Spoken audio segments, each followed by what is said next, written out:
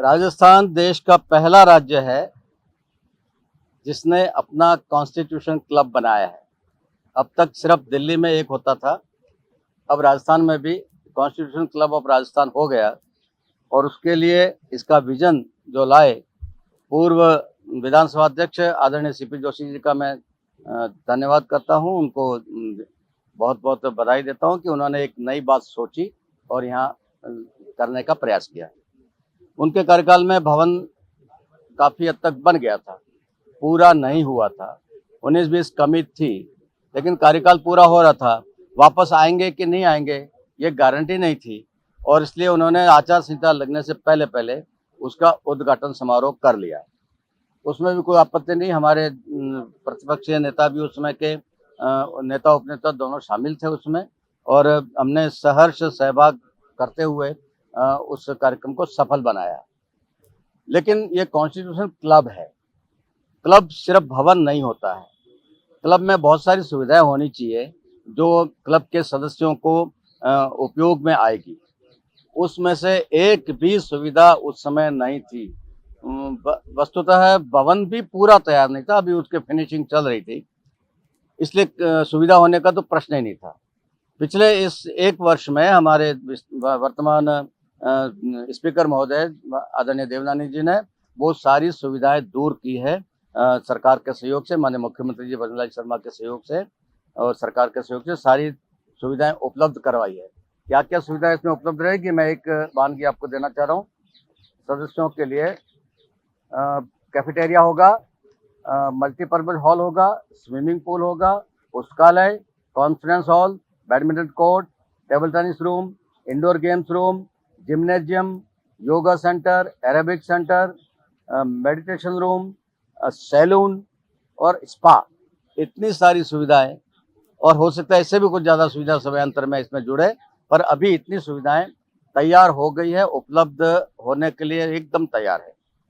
इन सब सुविधाओं का शुभारंभ हम करना चाहते हैं विधि विधान से समारोह पूर्वक, और उसके लिए माननीय ओम बिरला जी जो हमारे स्पीकर हैं लोकसभा के, वो शनिवार को 8 तारीख को पधार रहे हैं। उनकी उपस्थिति में उनके हाथ से इन सब सुविधाओं का शुभारंभ होगा। प्रतिपक्ष ये कहकर भ्रमित करने का प्रयास कर रहा है कि हम क्लब का उद्घाटन कर रहे हैं। हम उद्घाटन नहीं कर रहे। क्लब के भवन का उद्घाटन आप कर चुके, उसका शिलापट आप लगा चुके। हम 8 तारीख को कोई शिलापट नहीं लगा रहे, कोई पर्दा भी नहीं लगा रहे, सिर्फ उन सुविधाओं का उपयोग करना प्रारंभ कर रहे हैं जो माननीय सदस्यों को मिलने वाली है। और इसमें किसी को कोई एतराज नहीं होना चाहिए, कोई कंफ्यूजन इसमें नहीं रहना चाहिए, और इसमें कोई विवाद भी पैदा नहीं किया जाना चाहिए। जब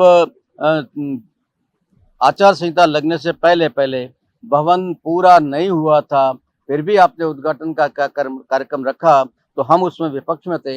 हमने आपका पूरा सकारात्मक सहयोग किया और हमने उपस्थिति दर्ज कराई और आपके साथ खड़े रहे। तो अब हम एक नया काम कुछ करने जा रहे हैं, उसका शुभारंभ कर रहे हैं बिना शिलापट लगाए, तो उसमें आपको आपत्ति क्यों होनी चाहिए? आपको भी साथ खड़े रहना चाहिए। जूली जी कल ही कह रहे थे कि मैं तो रोज यहाँ जब भी मौका मिलेगा बाल कटवाने भी इसी में जाऊंगा, और जब मौका मिलेगा थकान उतारने के लिए स्पा सेंटर का भी उपयोग करूंगा। आपके लिए सुविधा उपलब्ध होने जा रही है, उसके शुभारंभ के मौके पर आप क्यों नहीं आना चाह रहे? आना चाहिए, बड़ा मन करना चाहिए, और इस अवसर को विवादों में नहीं डालना चाहिए। माननीय अशोक गहलोत साहब पूर्व मुख्यमंत्री जी ने भी कोई प्रेस कॉन्फ्रेंस करके इसका विरोध किया, ऐसा मैंने सुना है, और जूली साहब ने भी विरोध किया है। मैं उन दोनों से निवेदन करता हूं और पूरी कांग्रेस पार्टी से निवेदन करता हूं, इसका विरोध मत करिए। ये एक सबके लिए खुशी का अवसर है कि इतनी सारी सुविधाएं हमारे कॉन्स्टिट्यूशन क्लब ऑफ राजस्थान में उपलब्ध होने जा रही है। उसके लिए सरकार और विधानसभा अध्यक्ष दोनों का सहयोग करिए, दोनों के साथ खड़े रहिए और इन सुविधाओं का आनंद लीजिए। आपके सदस्य भी आनंद लेंगे, हम भी लेंगे, जो जो जाएगा वो सब लेंगे। तो इसका विरोध भी नहीं होना चाहिए, इसमें राजनीति भी नहीं होनी चाहिए, इसमें कटाक्ष भी नहीं होना चाहिए, सहयोग होना चाहिए, तालमेल होना चाहिए, सामंजस्य होना चाहिए, स्वागत होना चाहिए। यही मेरा निवेदन।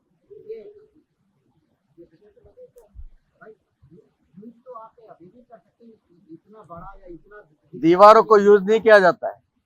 आपका मकान भी बनता है तो सिर्फ दीवारें खड़ी हो गई उससे मकान नहीं बनता है। वो मकान को घर बनने में बहुत चीजें और लगती है, वो चीजें बाद में लगती है, और उसके बाद वो घर बनता है, तब रहने जाता है।